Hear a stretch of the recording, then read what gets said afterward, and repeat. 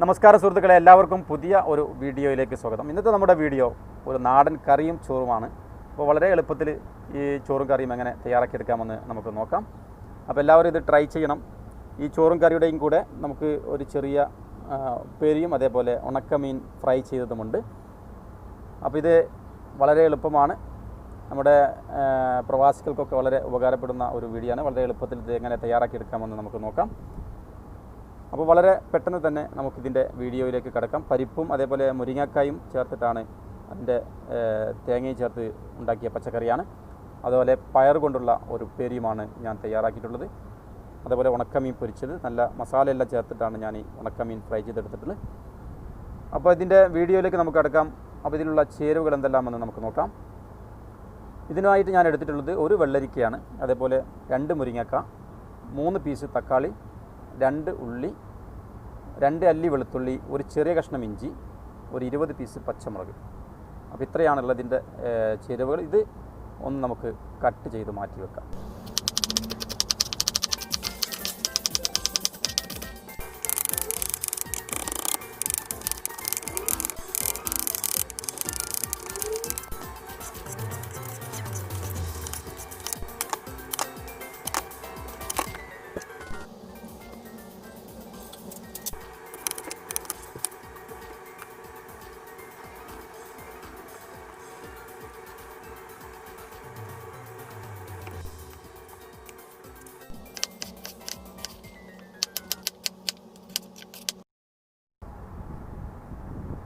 നമ്മുടെ കഷ്ണങ്ങളൊക്കെ തയ്യാറായി കഴിഞ്ഞു.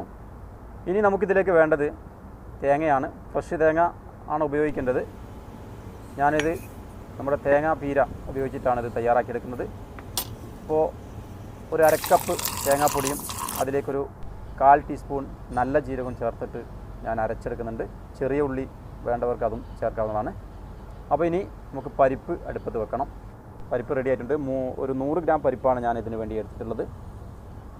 അപ്പോൾ പരിപ്പും ആദ്യം നമ്മൾ കട്ട് ചെയ്ത് വെച്ചിട്ടുള്ള ഉള്ളി, പച്ചമുളക് ഇതെല്ലാം ചേർത്തിട്ട് പരിപ്പും ഈ പച്ചമുളകും എല്ലാം കൂടി ഒന്ന് വേവിച്ചെടുക്കണം.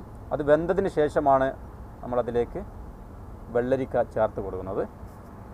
ആ വെള്ളരി അതേപോലെ അതൊന്ന് തിളച്ചതിന് ശേഷം മുരിങ്ങക്കായും കൂടി ചേർത്ത് കൊടുത്ത് മിക്സ് ചെയ്യണം. അപ്പോൾ ഇത് നന്നായിട്ടൊന്ന് വേവണം. അതിലേക്ക് ഒരു 1/2 ടേബിൾ സ്പൂൺ മഞ്ഞൾപ്പൊടി ചേർത്ത് കൊടുക്കാം. മഞ്ഞൾപ്പൊടി നോക്കിയിട്ട് വേണ്ടവർക്ക് വീണ്ടും ചേർക്കാവുന്നതാണ്. ഇനി നമുക്കിതിലേക്ക് കട്ട് ചെയ്ത് വെച്ച ടൊമാറ്റോ, അപ്പോൾ അതുകൂടി ചേർത്ത് ഇതൊന്ന് മിക്സായിട്ടൊന്ന് വെന്ത് കിട്ടണം. തേങ്ങ നമ്മൾ അരയ്ക്കാൻ വെച്ചിട്ടുണ്ട്. അപ്പോൾ തേങ്ങ റെഡി ആയിട്ടുണ്ടാകും. ഇതിലേക്ക് ആവശ്യത്തിനുള്ള സാൾട്ട് കൂടി ചേർത്ത് മിക്സ് ചെയ്യാം. അപ്പോൾ നമ്മുടെ തേങ്ങ പൊടി അത് അരച്ചത് തയ്യാറായി കഴിഞ്ഞു. അപ്പോൾ ഇനി നമുക്ക് നമ്മുടെ പച്ചക്കറി എല്ലാം വെന്ത് വന്നിട്ടുണ്ട്. ഇനി ഇതിലേക്ക് ഈ അരച്ച് വെച്ച തേങ്ങ കൂടി ചേർത്ത് മിക്സ് ചെയ്ത് ഇതൊന്ന് തിളച്ചതിന് ശേഷം നമ്മുടെ ചോറിൻ്റെ പച്ചക്കറി തയ്യാറായി കഴിഞ്ഞു. ഇനി ഇത് നന്നായിട്ടൊന്ന് വറവ് ചെയ്യണം. ചെറിയ ഉള്ളിയും അതേപോലെ ഉണക്കമുളകും കടുകും ചേർത്തിട്ട് ഇതൊന്ന് വറവ് ചെയ്തെടുക്കാം. നല്ല ഫ്രഷ് കരിവേപ്പില ചേർത്തിട്ടുണ്ട്. അപ്പോൾ സുഹൃത്തുക്കളെ, നമ്മുടെ ചോറിൻ്റെ നാടൻ പച്ചക്കറി തയ്യാറായി കഴിഞ്ഞു. ഇനി ഇതിലേക്ക് ഉള്ള വറവാണ് തയ്യാറാക്കേണ്ടത്. അപ്പോൾ നമ്മുടെ പച്ചക്കറി നമുക്കിതിൽ നിന്ന് ഇറക്കി വെക്കാം.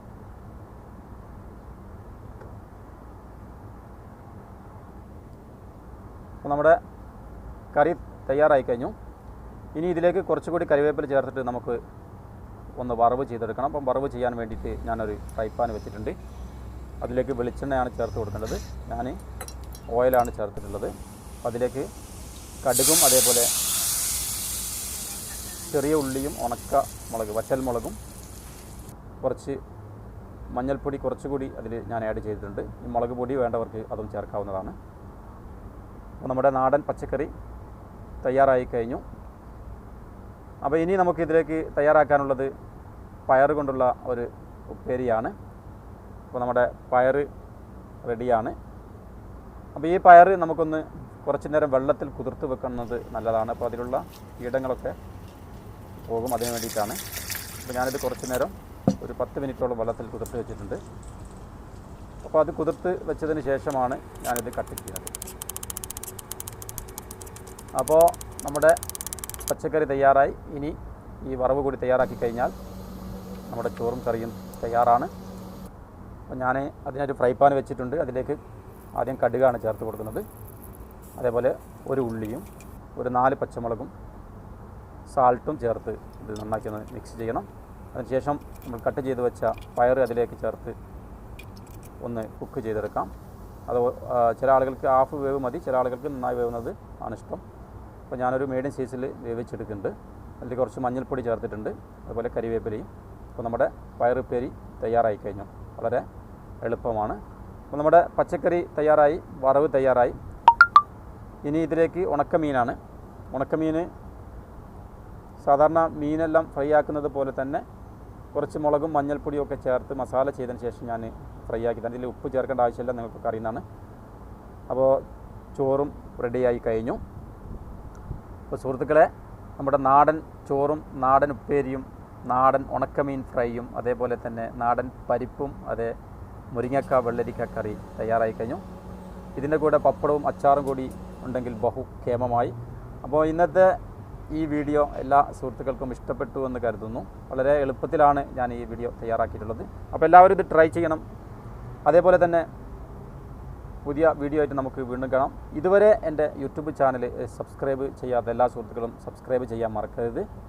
അതിൻ്റെ അടുത്തുള്ള ബെല്ലൈക്കൻ കൂടി എനാബിൾ ചെയ്താൽ ഞങ്ങൾ വിടുന്ന പുതിയ വീഡിയോകൾ നിങ്ങൾക്ക് നോട്ടിഫിക്കേഷനായിട്ട് ലഭിക്കുന്നതാണ്.